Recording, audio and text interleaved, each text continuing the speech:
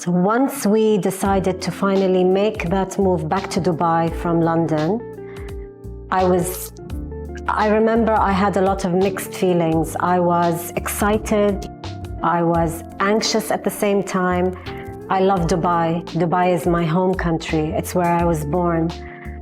That part excited me the most. I think the anxiety was because when I started my fashion career or fashion business in London, I was already set on a track. I was focusing on luxury, evening wear, and I knew that this was not what I was going to do in Dubai.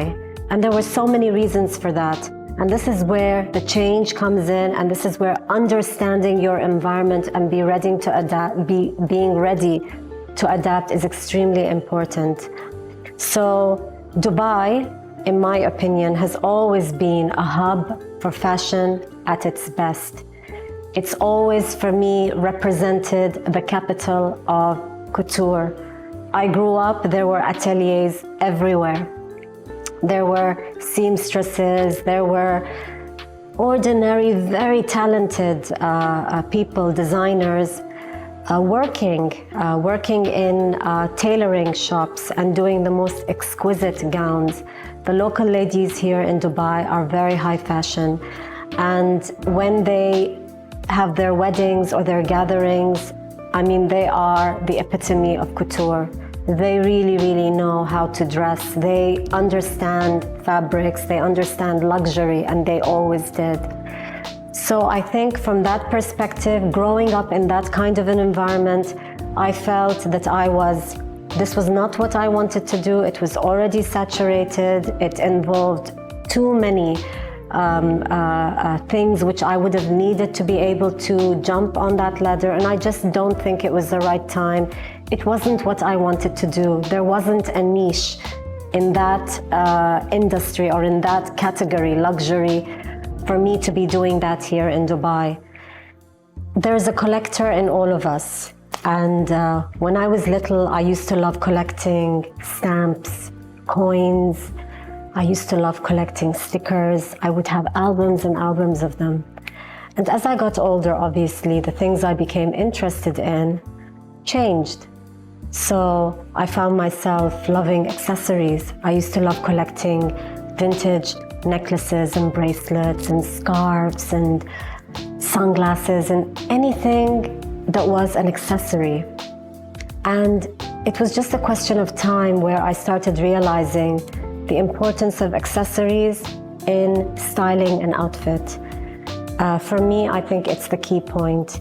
You know what they say, that the shoe can change the look of an outfit. And in exactly the same way, so can an accessory. A scarf can change the look of an outfit. A belt can. The accessories or jewelry that you wear can absolutely transform an outfit completely. And from that perspective, I became interested in trying to create my own accessories.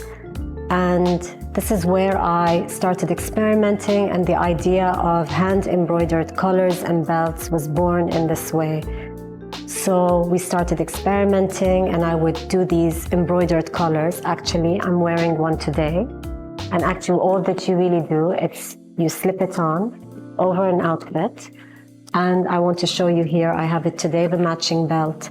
So actually, the idea became that by wearing a collar and a belt, you could actually transform the look of what you were wearing.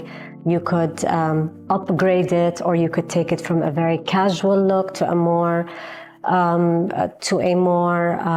glamorous one, or one that's fit to go out in, or to change just the mood, to change the overall mood of your outfit.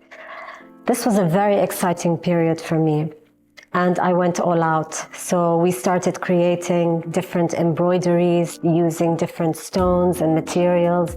We did all kinds of colors. We worked on white base, on purples and greens, and you know me, I like color, and it was such a phenomenal period at that time.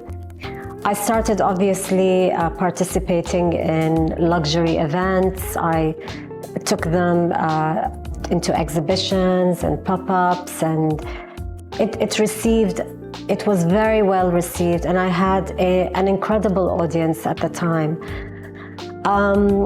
I think where I was lacking back then, there wasn't social media, there were no influencers, there wasn't what we have today. So actually to go out into the market full force, or to be able to establish a presence, to be able to show it to a much wider audience, was an area which I was still very unfamiliar with. I was still dealing with much smaller groups and smaller events. And I found that I just didn't understand the market, or really marketing so well at the time. I didn't know how to reach out to marketing companies. I was running a one-man show. I didn't have anyone there with me to kind of, advise or to drive that engine with me. And there's only so much one person can do. And when you are focused on the creative side of a business, you can do it so well and actually not have the time to dedicate to the marketing side of it, because it just may not be what you're good at. And this is where you do need someone else to step in and say, okay, I'm going to take that product of yours and I'm going to do X, Y, and Z. Now, obviously, if we had social media back in those days, and we had Instagram, and we had influencers, and we had what we had today, it might have been a different story. So I carried on. I think I played around with these collars and belts for at least 2 years, maybe 3 years. And I reached a stage where I felt, what next? I need to do something with it. I need to take it somewhere. And that's where I don't really know, if I'm extremely honest. I don't remember why I stopped at the time, or I shelved that idea. I never scrap an idea I have when it comes to fashion. I simply tell myself I'm shelving it for the moment, to take it out again when I'm ready, or when I know what I'm going to do with it. So I kind of shelved it momentarily. I took a break for a while, that I remember very well. And then when I went back again, when I revisited the fashion scene again, I shifted. And there were so many reasons why I did that shift.